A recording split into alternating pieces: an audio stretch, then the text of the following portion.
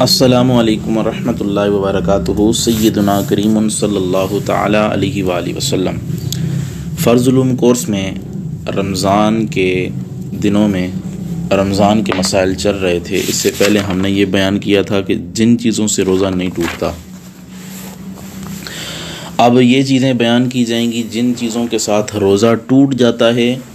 اور قضا کے ساتھ ساتھ کفارہ بھی لازم آ جاتا ہے، یعنی قضا بھی اور ساتھ کفارہ بھی۔ تو یہ یاد رکھیں، یہ 22 چیزیں ہیں جب روزہ دار ان میں سے کوئی چیز اپنی خواہش سے جان بوجھ کر کسی مجبوری کے بغیر اپناتا ہے تو اس پر قضا اور کفارہ دونوں لازم آتے ہیں۔ سب سے پہلے تو یہ یاد رکھ لیں کہ روزہ توڑنے سے کفارہ لازم آنے کے لیے مندرجہ ذیل شرط ہیں کہ رات کو رمضان کی نیت کی ہوئی ہو، رمضان کے روزے کی رات کو نیت کی ہوئی ہو، اور رمضان المبارک کا ادا روزہ ہو، قضا نہ ہو، اور اسی طرح وہ شخص مکلف ہو یعنی بالغ ہو، یعنی جس پر روزے کا حکم لاگو ہوتا ہے، روزے دار بیمار یا مسافر نہ ہو، کیونکہ بیماری کی وجہ سے یا سفر کی وجہ سے اگر روزہ توڑ دے گا تو اس پر صرف قضا ہوگی، کفارہ نہیں ہوگا۔ روزہ توڑنے پر مجبور نہ کیا گیا ہو، یعنی اپنی مرضی سے توڑے تو پھر جو ہے وہ قضا و کفارہ دونوں ہوں گے۔ اگر کھانے پینے سے توڑا ہے تو وہ چیز غذا یا دوا ہو، ان دونوں میں سے ایک چیز ہو۔ اب یہاں پہ ایک اور چیز ہے، وہ یہ ہے کہ غذا کسے کہتے ہیں۔ تو یاد رکھیں، غذا کی تعریف میں اختلاف ہے۔ جو صحیح قول ہے وہ یہ ہے کہ جس چیز کے کھانے کو دل چاہے اور اس سے پیٹ کی خواہش پوری ہو جائے اس کو غذا کہتے ہیں۔ اب آتے ہیں ان مسائل کی طرف۔ پہلا مسئلہ یہ ہے کہ دو راستوں میں سے ایک میں جمع کرنے سے فاعل اور مفعول دونوں پر قضا اور کفارہ یہ دونوں چیزیں لازم ہو جائیں گی، یعنی بدفعلی فاعل کہتے ہیں برا کام کرنے والا، مفعول جس کے ساتھ کیا جا رہا ہو، جس پر کوئی کام کیا جا رہا ہو اس کو مفعول کہتے ہیں۔ تو دونوں پہ جو ہے یہ قضا اور کفارہ دونوں پہ لازم ہو جائے گا۔ اس کی چند صورتیں آپ نے یاد رکھنی ہیں، وہ یہ ہیں کہ بے روزہ مرد، یعنی جس نے روزہ ہی نہیں رکھا،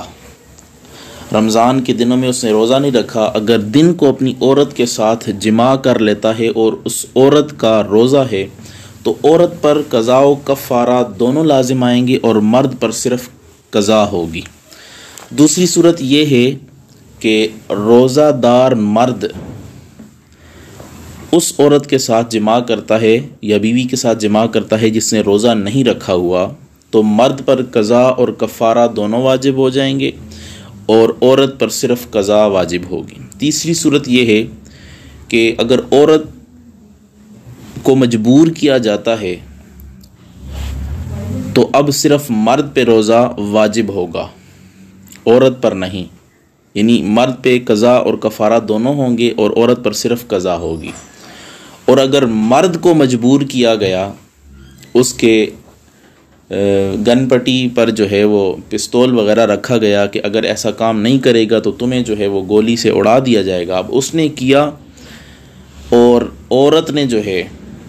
وہ خوشی سے کیا، عورت مجبور نہیں کی گئی، تو عورت پر جو ہے وہ قضا و کفارہ دونوں ہوں گے اور مرد پر صرف قضا ہوگی، کفارہ نہیں ہوگا۔ تو یہ صورتیں ہیں جو بنتی ہیں۔ اور اسی طرح اگر کسی آدمی کے ساتھ بدفعلی کر دی تو دونوں پر قضا و کفارہ لازم ہو جائے گا۔ یہ چیزیں یاد رکھنے والی ہیں۔ اس کے بعد دوسری صورت، یہ پہلی اور دوسری صورت بتا دی گئی۔ اب تیسری اور چوتھی صورت یہ ہے کہ کھانا اور پینا، اس میں وہ چیز جسے کھایا جاتا ہے یا وہ چیز جسے بطور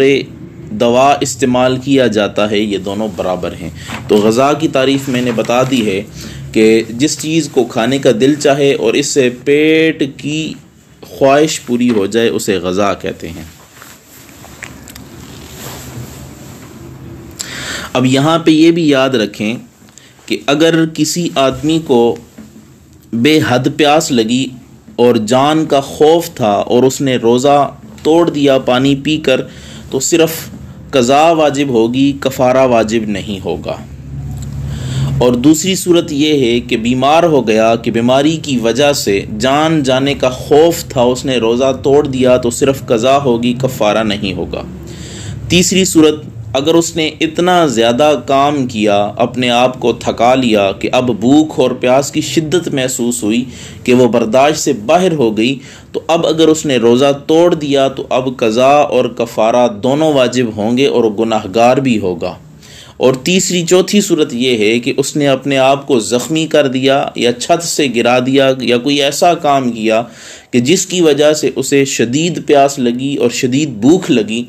پھر اس نے روزہ توڑ دیا، تو اب اس پر کفارہ اور قضا دونوں واجب ہو جائیں گے۔ اس کے بعد اگلی صورت 5ویں، بارش کا پانی نگل لینا جو اس کے منہ میں داخل ہوا، یعنی ایک آدمی آسمان کی طرف منہ کھول کے کھڑا رہا، بارش ہو رہی تھی اور منہ میں پانی چلا گیا، روزہ اسے یاد تھا، تو دونوں صورتوں میں جو ہے اس پہ روزہ واجب ہو جائے گا، یعنی اس پہ قضا اور کفارہ دونوں واجب ہو جائیں گے۔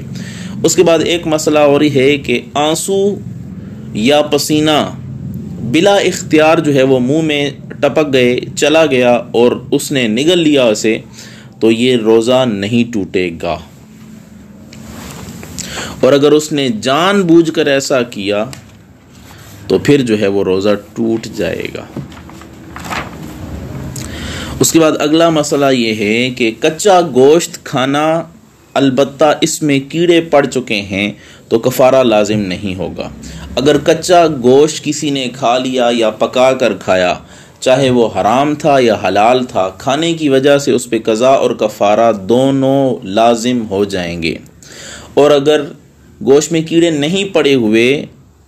کھایا تو تب بھی قضا و کفارہ دونوں واجب ہو جائیں گے۔ اور اگر گوشت میں کیڑے پڑ چکے ہیں تو اب کھایا تو کیونکہ اب یہ ایسا گوشت کہ جس میں کیڑے پڑ جائیں وہ غذا بننے کی صلاحیت نہیں رکھتا، تو اب اس صورت میں اس پر صرف قضا ہوگی، کفارہ نہیں ہوگا۔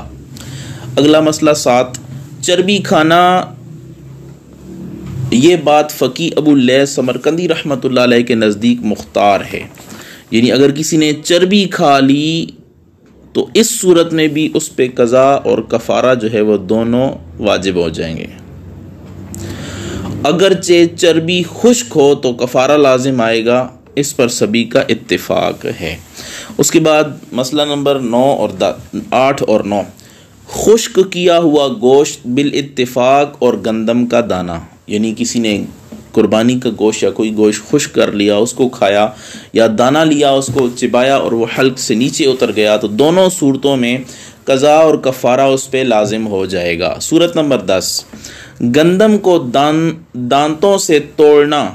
گندم کو کوئی دانہ ہے اسے دانتوں سے توڑا، مگر یہ کہ دانے کو صرف چبایا اور وہ منہ سے چمٹ گیا یا کچھ منہ کے اندر جو ہے وہ پھیل گیا اور حلق میں داخل نہ ہوا، تو اس صورت میں جو ہے وہ روزہ بھی نہیں ٹوٹے گا اور اس پہ قضا اور کفارہ بھی نہیں ہوگا۔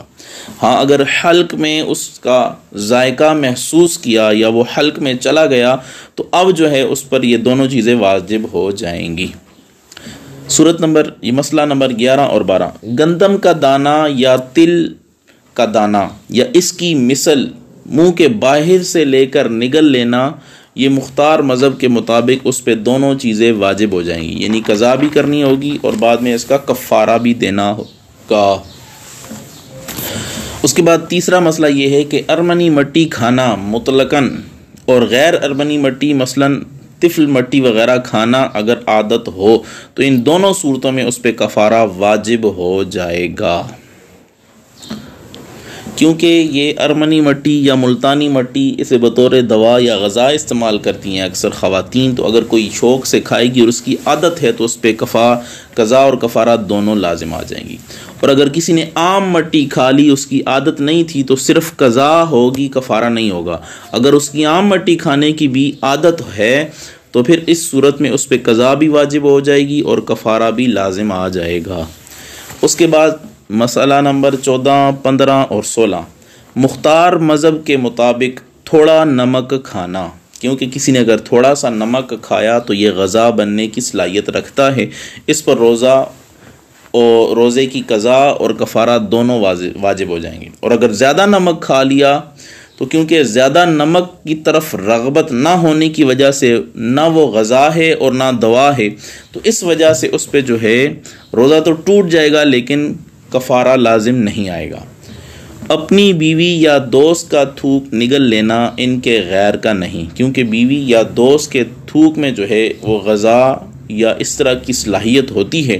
اس کو کھانے کی، کیونکہ اس میں خواہش ہوتی ہے تو اس کو کھانے کی وجہ سے روزہ بھی ٹوٹ جائے گا، کفارہ بھی لازم آ جائے گا۔ اور کسی اور کا، یعنی دوست بھی نہ ہو، بیوی بھی نہ ہو، کسی اور کا تھوک نگل لیا تو اس صورت میں روزہ تو ٹوٹ جائے گا لیکن کفارہ واجب نہیں ہوگا۔ اسی طرح اگلا مسئلہ بھی یاد رکھنا چاہیے، اس میں یہ بھی یاد رکھنا چاہیے کہ ایسا جوان جس کی شادی ہو چکی ہو، اگر وہ اپنی خواہش کو برداشت نہیں کر سکتا تو اس کو بوسہ لینا جائز نہیں ہے اپنی بیوی کا، اور اگر وہ برداشت کر سکتا ہے کہ جماع تک نہیں پہنچے گا تو پھر جو ہے وہ بوسہ لینا جائز ہے۔ اگر اسے سمجھتا ہے کہ بوسہ لوں گا تو کہیں جماع نہ کر بیٹھوں تو بہتر یہ ہے کہ وہ اپنی بیوی کا بوسہ بھی نہ لے۔ مسئلہ نمبر 17، 18، 19، 20 اور 21، غیبت کرنے یا پچنا لگوانے، شہوت کے ساتھ عورت کو ہاتھ لگانے یا بوسہ دینے، یا عورت کے ساتھ ہم بستری کے بعد جان بوجھ کر کھانا کھا لینا جبکہ اس کو انزال بھی نہ ہوا ہو۔ غیبت کرنے کی صورت میں روزہ نہیں ٹوٹتا، اور پچنا لگوانے کی صورت میں بھی روزہ نہیں ٹوٹتا، اور شہوت کے ساتھ کسی عورت کو ہاتھ لگانے یا بوسہ دینے سے بھی روزہ نہیں ٹوٹتا۔ لیکن اگر اس نے یہ سمجھا تھا کہ ان تمام صورتوں میں میرا روزہ ٹوٹ گیا ہے اور اس نے جان بوجھ کر بعد میں کوئی چیز کھا لی تو اب اس کھانے کی وجہ سے اس کا روزہ بھی ٹوٹ جائے گا، اس پہ کفارہ بھی لازم آ جائے گا۔ عورت کے ساتھ ہم بستری کی اور انزال نہیں ہوا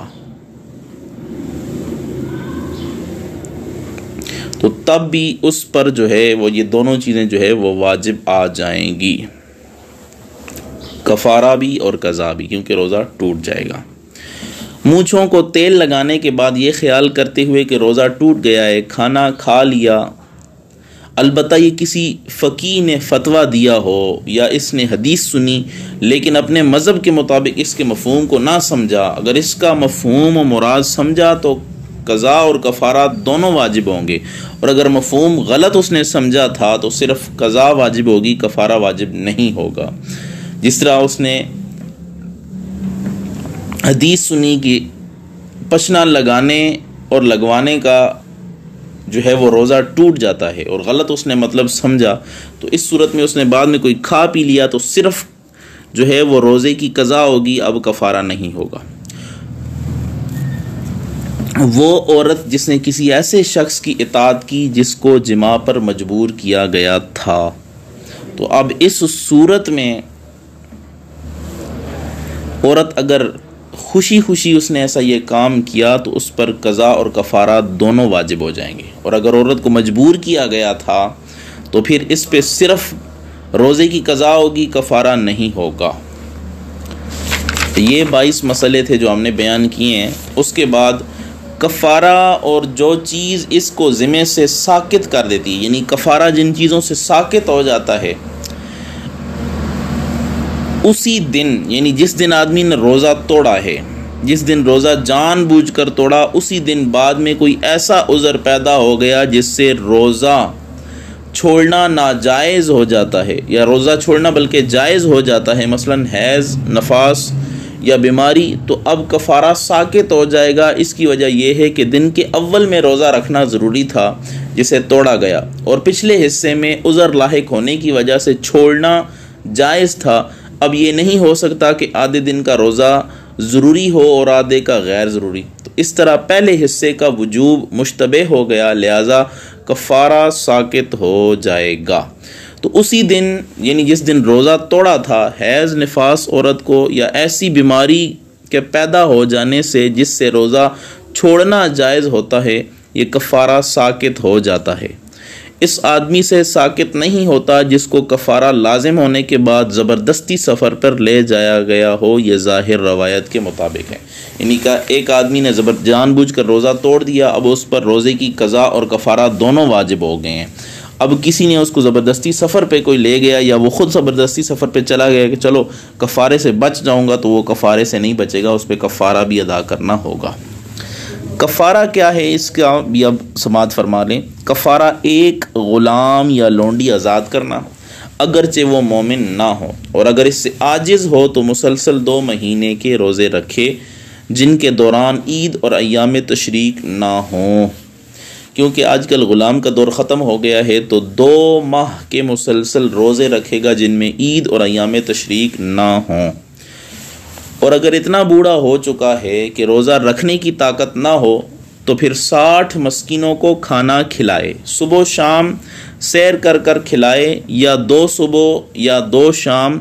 یا شام اور سحری کھانا کھلائے، یا ہر فقیر کو گندم یا اس کے آٹے یا ستو سے نصف سا دے، یا 1 سا کھجور یا 1 سا جو دے، یا اس کی قیمت دے۔ مختلف دنوں میں متعدد بار جمع کرنے یا بار بار کھانے سے ایک کفارہ کافی ہوگا، بشرطیکہ درمیان میں کفارہ ادا نہ کیا ہو۔ اب یہ مسئلہ سماعت فرمائیں، یعنی کفارہ ادا کرنے سے پہلے جتنی بار روزہ توڑا ایک ہی کفارہ کافی ہوگا، لیکن پہلی بار توڑنے پر کفارہ ادا کر لیا تھا، اب دوبارہ روزہ توڑا تو اب دوبارہ کفارہ ادا کرنا ہوگا۔ اگرچہ 2 بار کے رمضان سے ہی ہو، صحیح بات ہے۔